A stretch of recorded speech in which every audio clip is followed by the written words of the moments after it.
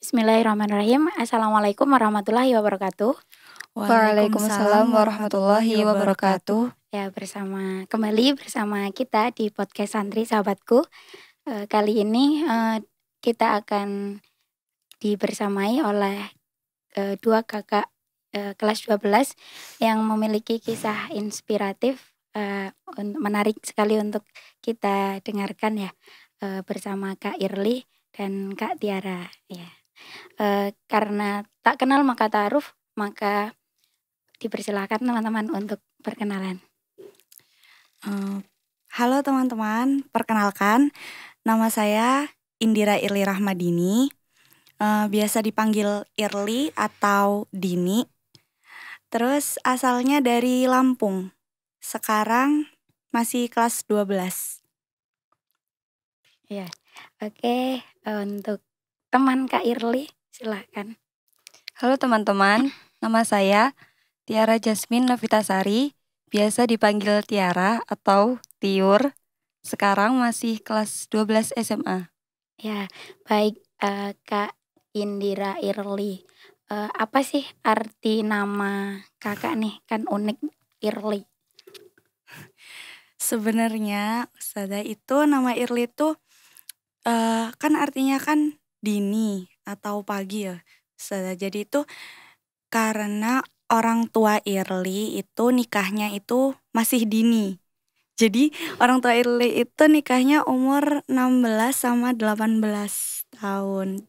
Terus juga Irly itu lahirnya pagi-pagi, jadinya Early morning gitu morning, ya. ya bener banget. Baik, kalau Kak Tiara Yasmin. Pakai C sudah. Oh, Jasmine. Kalau Tiara itu kan artinya kata ayah sih, mahkota. Nah, terus kalau Jasmine itu kan mesti udah pada tahu apa? Melati. Ya. Artinya harapan. Harapannya Tiara menjadi orang yang berkedudukan tinggi dan harum namanya. Oh ya, Novitasarinya belum. Kalau Novitasarinya itu kata ibu, temennya ibu itu dulu ada yang namanya Novitasari. Orangnya baik, pinter, dan lain-lain. Nah, anaknya pengen jadi kayak gitu, makanya ditambahin nama belakangnya Novitasari. Masih ada ya Tante Novitasari yang menginspirasi. Baik, dari arti nama kalian yang Masya Allah ya, ada gak sih terbesit harapan-harapan tersebut menjadi latar belakang dari perjuangan teman-teman di pondok pesantren? Kalau dari Irly nggak ada sih Ustazah, nggak ada. Jadi waktu masuk pondok tuh ya udah tiba-tiba masuk aja, nggak tahu gimana nanti di pondok tuh gimana, itu tuh nggak tahu saya, bener-bener diminta atau memang keinginan sendiri? Disuruh, diminta. Kalau dari latar belakang keluarga memang dari yang agamis gitu, makanya ingin anaknya di pesantren? Enggak sih Ustazah, itu kalau misalnya Irly sama keluarga itu benar-benar dari yang biasa aja, dari keluarga yang biasa aja, enggak yang agamis atau yang saklek gitu, enggak, dari yang awam gitu Ustazah. Cuman emang kalau bapak itu seneng Ustazah kalau misalnya anaknya itu belajar agama, ngafal Quran, itu bapak emang seneng gitu. Masya Allah. Diarahinya ke situ. Baik, bagaimana dengan mahkota yang berkedudukan tinggi? Apakah itu juga yang mendasari untuk menghafalkan Al-Quran? Enggak Ustazah. Enggak juga nih. Enggak. Kan enggak ngerti dulu. Jadi tuh kan awal masuk pondok ya, Tiara itu diajak sama Pak D ke pondoknya kakak sepupu. Kayak Tiara tuh waktu datang ke sana tuh kayak enak ya kayaknya pondok kayak gitu. Padahal nggak ngerti awalnya gimana. Terus di kelas 5 SD Tiara minta ke ayah sama ibu mau mondok, cuman nggak tahu pondok yang apa. Pokoknya pondok aja gitu. Terus awalnya sama ayah tuh belum boleh, karena kan emang bukan keluarga yang agamis juga gitu kan. Terus tapi kebetulan ibu tuh punya teman, nah temennya tuh anaknya mondok di rumah Tafid. Waktu itu belum ada SMP Tafidku ya. Nah terus akhirnya Tiara sama ibu ini survei, terus daftar, keterima, dan baru tahu di situ. Maksudnya kayak tentang Al-Qur'annya lebih gitu di situ. Masya Allah, serupa tapi tak sama ya. Sama-sama dari keluarga yang bukan ustadz gitu ya, tapi yang satu diminta untuk belajar Al-Quran, yang satu punya keinginan sendiri gitu. Nah ini relate banget nih sama tema kita, insya Allah yang akan kita ceritakan ya teman-teman untuk podcast di tema kali ini, episode kali ini, yaitu Millennials on the Track. Jadi gimana sih jadi millennials yang sesuai dengan zaman sekarang, tapi tetap dalam jalan yang lurus, ihdinas siratal mustaqim gitu ya. Nah, baik. Teman-teman pernah nggak sih kepikiran bisa ngehafalin Al-Quran yang segitu banyaknya gitu? Enggak sama sekali malah sudah. Serius malah kayak kalau dari Irli itu dulu kan pas SD kan ikut TPA gitu sudah. Nah ada setoran juz amma gitu. Nah habis itu kan biasanya tuh cuma dari Anas sampai Ad-Duha gitu kan. Terus ada tuh kakak kelas Irli tuh dia udah hafal surat Al-Lail. Itu kayak Irli tuh kayak dulu sih, wow, 21 ayat bisa ngafal, kayak keren banget. Sedangkan Irli waktu ngafal ke Ad-Duha itu Al-Bayyinah aja dilewatin karena panjang banget kan. Kayak mikir gak bakalan bisa nih ngafalin ini, gak bisa gitu. Padahal gak ada satu halaman ya kan? Gak ada. Habis itu udah tuh saya tiba-tiba pas dimasukin ke pondok, Irli bener-bener gak tahu kalau misalnya itu tuh pondok buat ngafal. Taunya ya udah mondok, paling ngaji Quran bukan yang ngafalin. Terus Irli nanya kayak, emang bisa ya Al-Quran setebal ini dihafal? Itu kayak gak mungkin gitu saja. Ternyata pas udah masuk, udah nyemplung tuh ke dalam situ, jadi kalau ngafal Quran tuh nagih gitu sudah, pengen terus nambah terus gitu. Masya Allah, walaupun pasti ada halangan rintangan yang membentang ya kan. Pasti banyak banget sih Ustazah. Kalau Kak Tiara sendiri juga enggak sih Ustazah, karena kan ya itu taunya kan cuma mondok. Dan sebenarnya Tiara tuh udah tahu ngafal Quran tuh dari SD kan, karena SD-nya IT kan, ada ngafalnya, cuman gak kebayang aja 30 juz kan. Dulu targetnya aja paling gak sampai besar, maksudnya sampai udah 20-an itu aja. Pas SD targetinnya paling gak juz 30 sama 29. Dan itu rasanya kayak itu udah banyak banget kayak gitu. Ternyata waktu di sini itu baru dikit gitu. Tapi tetap punya target-target yang senantiasa diperbarui kan? Iya, tapi walaupun gak semudah yang kita udah targetin gitu hasilnya. Iya. Oke, baik, Masya Allah. Lalu gimana nih dalam perjalanan? Kayaknya kan kalau teman-teman yang belum pernah di pondok gitu, belum pernah masuk pesantren sama sekali, kayak yang mustahil gitu. Tapi gimana sih ketika teman-teman udah nyemplung dan nagih, ketika memang itu banyak sekali rintangannya, gimana teman-teman menghadapi gitu? Pasti ada dong ujiannya. Apa Mbak Tiur? Banyak banget ujiannya ya Ustazah. Gimana caranya itu sebenarnya tergantung kita masing-masing ya Ti. Ya. Kalau kitanya punya kemauan bisa. Ya. Karena motivasi terbesar kan dari dalam diri sendiri gitu. Iya.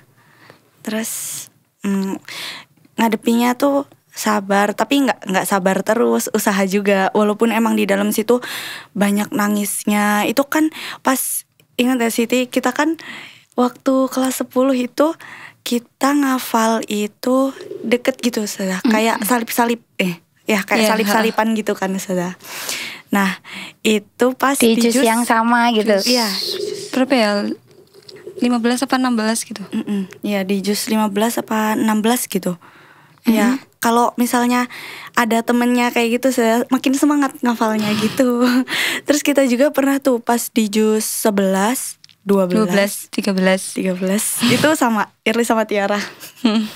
Itu kita nangis. Kalau Irli nangis sih karena kayak nggak bakalan bisa nih. Kayaknya tuh kayak bisa, tapi tuh emang susah banget gitu ngafalin juz 12. Terutama tuh surat Yusuf kan. Nyampe minta ke ustazahnya buat, ustazah dari juz 29 aja ya. Jadi nanti juz 12-nya di ujung aja. Sekarang mau mundur dulu gitu. Terus kata ustazah, adepin aja dulu. Nanti juga kalau kamu minta mundur, juz 12 juga tuh bakalan kamu lewatin gitu. Akan ketemu juga ya. Iya, abis itu ya udah akhirnya lanjutin dan ternyata bisa juga. Masya Allah. Oke, apa sih tips-tips ketika senasib sepenanggungan ya? Jadi kayak ada teman berjuangnya gitu, nggak sendirian. Pernah nggak teman-teman melakukan hal yang sama gitu untuk tips yang sama, misalnya untuk bisa menghafal Quran dengan mudah? Menghafal Quran. Misalnya Ini baca arti. saling semangatin aja sih biasanya. Ayo Yi, kita tuh mau selesai bareng kayak gitu. Iya. Ayo Yi gitu. Tapi pernah misal atau ngaji bareng, baca arti bareng. Ya. Itu sih Ustazah. Kita tuh dulu kelas 10 kebetulan Irli sama Tiara. Pas banget sih. Itu waktu itu kita kan ya itu juznya kan deketan kan sudah. Terus kita tuh karena biar lebih gampang kita juga baca artinya kan. Nah, sering tuh kita malam bisa sampai 12:30 kan. Kita Cuman tuh untuk Bahas arti di Al-Quran karena seru banget iya, kan. kayak Allah tuh sayang banget sama kita gitu. Terus kita kalau dosanya udah banyak banget, Allah tuh tetap sayang sama kita juga gitu. Terus kita kan pernah bahas yang sampai jam 12:30 malam tuh surat apa Ti? Waktu itu surat Maryam gak sih? Yang tentang Nabi Isa itu kan. Sampai Tiara itu sampai minjem buku tafsir tentang Nabi yang tebel banget itu sudah. Terus kita bahas tuh di situ cuma gara-gara satu ayat arti kita bisa penasaran, semangat jadinya. Kalau baca artinya tuh makin semangat. Masya Allah. Jadi pengen tahu yang lebih-lebih lagi gitu ya. Karena ketika kita mencari ilmu justru semakin merasa nggak tahu gitu. Jadi pengen nyari referensi-referensi lain. Tapi pernah nggak sih ketika ada nih di saat-saat yang seperti itu, ada nggak saat-saat pengen nyerah aja udah gitu. Ketika udah deh nggak usah lanjutin ngafalnya gitu. Pernah ada nggak sih perasaan yang seperti itu? Pernah juga. Kapan itu? Pernah waktu itu juz berapa ya? Di juz tengah-tengah tuh kayak udah, ya itu tadi juz belasan itu kayak susah banget. Bahkan setengah halaman tuh nggak lancar kan? Setengah halaman nggak lancar sampai ya setengah halaman itu isinya juga coretan dari ustazah gitu. Padahal biasanya satu halaman, 2 halaman lancar ya. Dalam Yang lancar sehari. banget sih, cuman paling nggak 1 halaman gitu kan. Terus itu kayak setengah halaman kayak gitu nggak bisa. Terus ya udah nangis. Terus apa kata ustazah bilang gini, nggak apa-apa maju aja dek, mau seberapapun 1 ayat juga nggak apa-apa gitu. Akhirnya dari situ ya udah usahain aja setengah gitu. Kalau 1 ayat nanti mundur lagi targetnya gitu.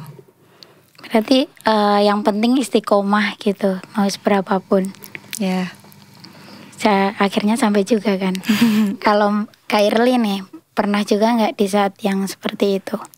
Pernah sih Ustazah. Kalau misalnya nyerah mau gak ngafal lagi, itu pas kelas 3 SMP. Kayak ngerasa udah cukup 15 juz tuh. Soalnya kan Irli ada nih kata-kata kayak gini Ustazah. Itu ada nerakanya sendiri buat para penghafal Quran gitu. Nah, Irli itu bukannya kata-kata itu buat dijadiin motivasi buat murojaah, malah Irli itu mikir, iya ya nanti kalau misalnya udah selesai tapi gak bisa murojaah, malah takut gitu sudah. Terus Irli mikir, udahlah udah cukup ini 15, gak usah dilanjutin lagi. Malah jadinya takut bukannya semangat. Tapi lama-lama kalau dipikir, kok sayang. Juga kan kalau udah sekalinya ngejalanin, sayang kalau gak diselesain gitu kan. Sudah disemangatin bapak, disemangatin ibu, teman-teman juga kayak ayo Yi ya selesain sayang loh gitu. Udah banyak yang selesai juga kan. Terus ya akhirnya Irli milih buat nyelesain. Masya Allah. Berarti tetap ada campur tangan orang tua gitu ya untuk motivasi terbesar dari orang tua apa? motivasi terbesar dari orang tua. Apakah ada tuntutan, Kak harus selesai ya pokoknya gitu? Enggak, kalau dari ibu itu, ibu nggak ngeharusin, ibu sama bapak nggak ngeharusin kamu selesai gitu. Tapi ya pastinya ibu seneng gitu kan kalau Irli selesai gitu.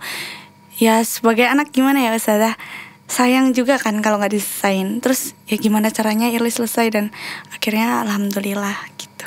Selesai di kelas berapa Mbak? Di kelas 11. 11, Masya Allah. Dari SMP berarti udah mulai kan? Udah, sudah. Ada cerita menarik nggak tuh sepanjang perjalanan? Ada misal saat-saat berhenti atau dalam kurun waktu berapa lama dapat berapa jus gitu? Ada Ustazah. Jadi ceritanya kan dulu pas kelas 7 semester 2 sampai kelas 8 semester 1 gitu, Irli tuh milih program tahasus. Jadi tuh yang dia tuh nggak belajar, dia ngafal aja gitu. Nah di situ Irli bisa dapet 13 jus waktu itu. Setelah itu kan kelas 8, kelas 9 itu udah mulai nakal. Saya biasa Anak muda. Habis itu udah mulai nakal gitu. Terus pindah ke program reguler yang ada belajarnya Lebih juga. bebas nggak sih? Bebas. Terus enak kalau saya biasa kalau ngafal tuh nggak bener-bener ya gitu. Terus dan di kelas 8 sama 9 selama 2 tahun itu Irli cuman bisa dapet 2 jus. Berarti 1 jus dalam 1 tahun. Dibandingkan sebelumnya 13 jus, kurang dari 1 tahun. Insya Allah. Nah ketika udah melewati yang seperti itu, kenapa kok SMA-nya memilih untuk ke boarding school gitu? Apakah nggak enak merasakan kebebasan? Iya sih, saya kalau dipikir-pikir kenapa nggak negeri aja gitu kan? Ya karena itu saya Nagih. Al-Quran itu nagih. Kalau udah terlanjur ngafal, pengennya diselesain, pengennya tahu, pokoknya pengennya tahu terus gitu. Nanggung banget ya kalau nggak diselesaikan. Oke, kalau Mbak Tiara nih dengar-dengar salip-salipan ya sama teman-teman yang lain, tapi menjadi salah sekian dari yang selesai duluan. Nah, gimana tuh perjalanan ketika di boarding school samaan kayak temannya, tapi tiba-tiba kayak udah banyak gitu? Itu kan ya kita sama jus 16 ya. Terus kan corona itu berarti awal jus 17. Nah, di situ kan ya udah berjalan kayak biasanya aja gitu. Nah, mendekati Ramadan, Tiara tuh kayak pengen selesai nih di Ramadan, padahal masih banyak banget gitu kan. Terus akhirnya 14 lagi. Terus akhirnya Tiara cari cara menghafal Al-Quran selesai di bulan Ramadan gitu. Terus Tiara lihat di YouTube-nya Ustadz Adi Hidayat itu ada kan. Terus Tiara catat tuh gimana caranya gitu. Ternyata sistemnya tuh sama kayak daurah gitu. Ketat ya. Subuh, duha, duhur gitu-gitu kan. Nah ternyata kalau misalnya diaplikasiin di rumah tuh nggak bisa sepenuhnya gitu, karena kan kita harus bantu orang tua juga bersih-bersih atau apa gitu. Dan waktu itu kan adik kan masih kecil ya, jadinya kita gantian sama adik tuh, gantian ngurusin adik yang kecil itu, jagain main gitu kan. Nah terus di itu juga Tiara nemu ini Kak Syebika. Jadi di sorotan IG-nya Kak Syebika itu ada tulisannya kurang lebih ya, itu Sultan Muhammad Al-Fatih umur 21 tahun udah udah menaklukkan kota Konstantinopel. Nah, kalau kita gitu, terus jawabannya ya paling enggak kita menaklukkan kitab sucinya gitu. Terus Tiara mikir mumpung belum 21 juga sih kayak gitu kan. Jadinya itu dari situ. Baik. Terus difasilitasi sama ustazah pengampunya untuk restoran. Alhamdulillah waktu itu kan emang saya Sofi juga kayak ingin kita tuh selesai Al-Quran di kelas 11 ya itu.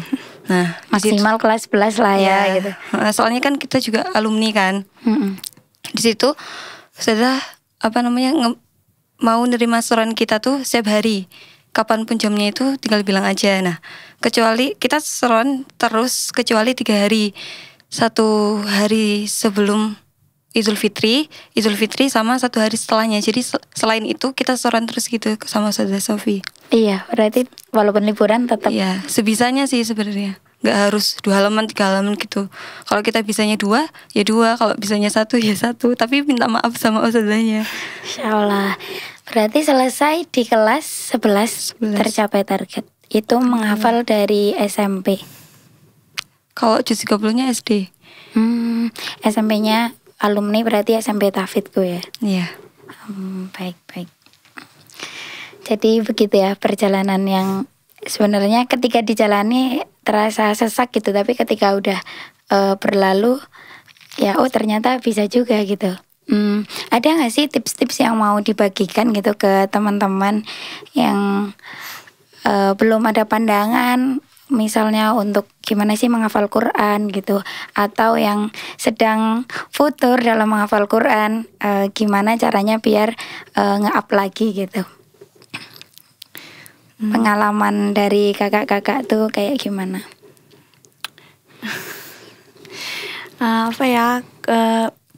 Pastinya tuh harus punya keinginan dulu ya Ustazah. Jadi tapi sebenarnya kalau misalnya bicara tentang keinginan nih, Irli juga pas awal ngafal Quran tuh nggak ada keinginan sama sekali, karena emang belum tahu kalau Al-Quran tuh bisa dihafal gitu. Jadi buat teman-teman yang emang baru mau mulai ngafal Quran, jujur nagih banget Al-Quran itu.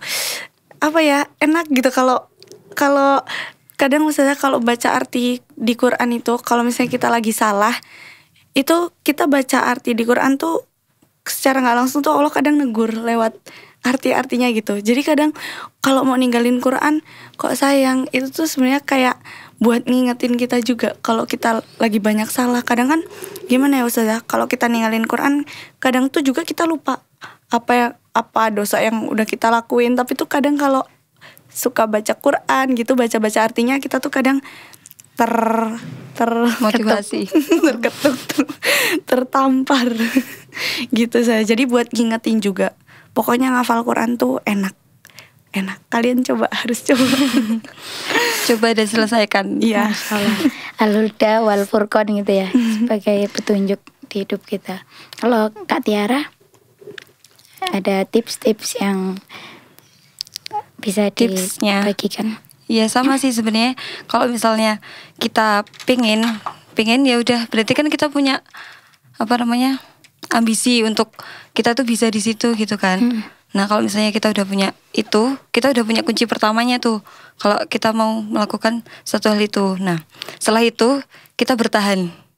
Apapun yang terjadi ya, kesusahan apapun itu kan selalu ada, walaupun emang itu yang udah kita sukain selalu ada kan pasti.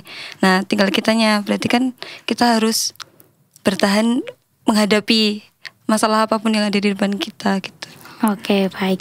Karena menyesuaikan sama tema kita tadi itu, sebentar lagi kan kakak-kakak bakal to the next level ya, untuk terjun ke masyarakat yang lebih luas lagi gitu. Tapi alhamdulillah dengan bekal selama di pesantren gitu, apakah kakak-kakak siap untuk mengamalkan ilmu-ilmu yang sudah didapat gitu? Karena kesempurnaan ilmu kan ketika kita mengamalkan ya. Dan gimana sih caranya? Berat banget ya. Jujur emang berat banget sih Ustazah kalau buat ngamalin itu. Pas dikasih tahu aja kayak iya dengerin gitu. Tapi kalau misalnya ngelakuin tuh berat, apalagi di luar kan Ustazah. Yang tantangannya lebih gede lagi. Lebih gede banget gitu. Ili aja kadang kalau misalnya mau ngafal, kayak misalnya mau murojaah nih Ustazah.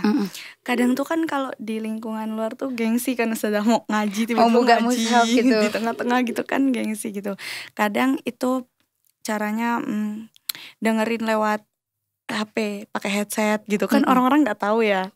Jadi kadang kayak gitu Ustazah kalau misalnya lagi gengsi gitu. Terus kalau cara ngamalinya itu di masyarakat gimana ya? Ya tetap menyesuaikan zaman. Tetap gitu menyesuaikan zaman, cuman tetap berpegang teguh sama prinsip sih. Harus tetap di jalan yang benar juga. Iya. On the track. Iya. Ya baik. Kalau Kak Tiara? Kalau Tiara tuh kan kemarin juga pulang kan, misalnya kayak simulasi kecil gitu kan. Liburan ya? Ya, nah kalau diajak main sama temen ya udah kita ikut main kayak biasanya aja gitu. Tapi dengan kita yang kan udah di pondok gitu kan, jadinya kita harus beda sama yang gak di pondok gitu kan. Nah dari situ mulai dari kayak pakaiannya gitu, mungkin nggak sebesar apa nggak menutup gimana sih? Iya. Maksudnya tuh nggak besar-besar banget kerudungnya, nggak apa-apa. Yang penting sesuai syariat kan menutup dada gitu kan. Sama pakai kaos kaki. Nah dari situ kan bisa aja tuh kita bawa prinsip-prinsip Islam dalam berteman gitu. Kita tetap gaul tapi juga kita tetap dalam koridor. Iya, baik. Oke, Masya Allah. Apakah ada pesan-pesan yang mau disampaikan kepada teman-teman di luar sana, baik di rumah Tafid maupun yang akan berjuang mendapatkan mahkota cahaya? Pesan singkat aja. Pesannya Ustazah, pesannya buat yang belum hafal Quran, cobain. Pokoknya ngafal Quran tuh enak banget. Nagih ya. Nagih. Satu kata. Itu. Keyword. Terus kalau yang masih berjuang buat nyelesain 30 juznya, semangat terus. Walaupun banyak banget ya yang dihadepin, susah. Itu kalau udah ngelewatin tuh rasanya seneng. Ada kesenangan buat diri sendiri gitu loh Ustazah. Meskipun ada tanggung jawab murojaah seumur hidup ya. Oke. Kak Tiara? Pesannya buat yang belum hafal Quran, coba aja paling nggak baca gitu, karena di situ tuh ada gimana ya, kayak enak aja hatinya tuh kalau misalnya kita baca Quran walaupun belum bisa ngafalin, nanti dikit-dikit pasti pengen gitu, pengen buat nyelesain, kayak lihat orang-orang kok ada ya yang bisa gitu, akhirnya kita kan nyoba kan. Nah dari situ kita bisa ngafalin Quran dan selesai gitu. Buat teman-teman yang masih berjuang, tetap semangat, karena enaknya itu pasti di akhir gitu. Sekarang emang gak enak, tapi besok kalau kita udah selesai, kita bakal bisa ceritain ke orang pengalaman kita yang ya Allah sampai nangis-nangis, sampai jukir balik gimana gitu. Kita bisa ceritain ke orang gitu. Oke, baik. Telah sampai kita di penghujung acara di episode kali ini. Jazakumullah khairan katsir kepada kakak-kakak yang telah membagikan kisahnya. Semoga bisa menjadi inspirasi ya buat teman-teman di luar sana. Jangan takut untuk mencoba memulai. Insya Allah akan sampai ketika kita istiqomah. Baik, terima kasih. Mohon maaf apabila banyak kesalahan. Kami akhiri. Wassalamualaikum warahmatullahi wabarakatuh.